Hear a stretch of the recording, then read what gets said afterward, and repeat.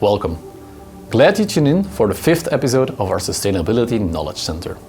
Today, we'll talk about the integration of climate-related aspects on investment decision-making. Climate risks, such as severe weather events or carbon pricing, but also opportunities like renewable energy sources are on the rise.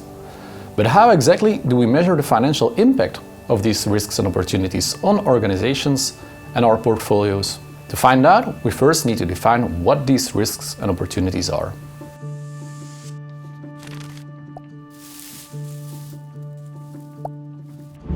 Climate-related risks can be straightforward and physical in nature, like the acute risk of floods or wildfires threatening your assets. Furthermore, long-term effects like droughts resulting from shifts in climate patterns can eventually cause resource scarcity.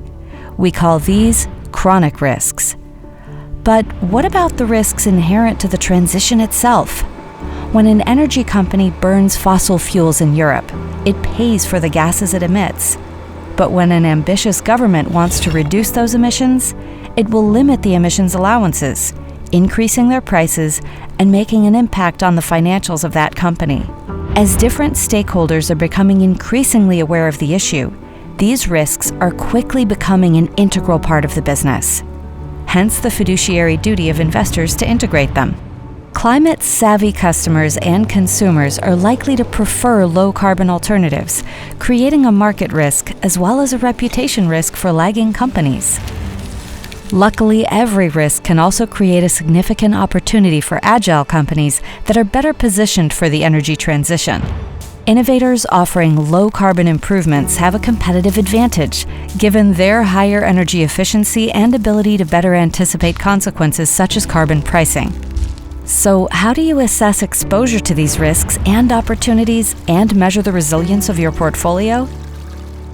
Both risks and opportunities are impacted by the speed and focus of the transition. Since the exact impact of policy-based measures are uncertain, the assessment of exposure to these risks can be quite complex. One way of measuring the impact of exposure to carbon is through projecting past emissions data of companies in the portfolio. A second way to help investors make better-informed investment decisions can be to align those portfolios with climate change scenarios. Both options present their own up and downsides.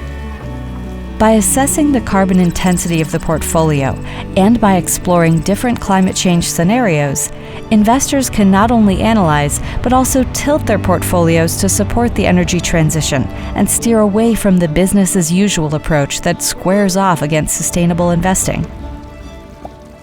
With several companies already offering dedicated solutions for a more energy-efficient, low-carbon economy, investors can, instead of focusing on the risks, profit from attractive investment opportunities starting today.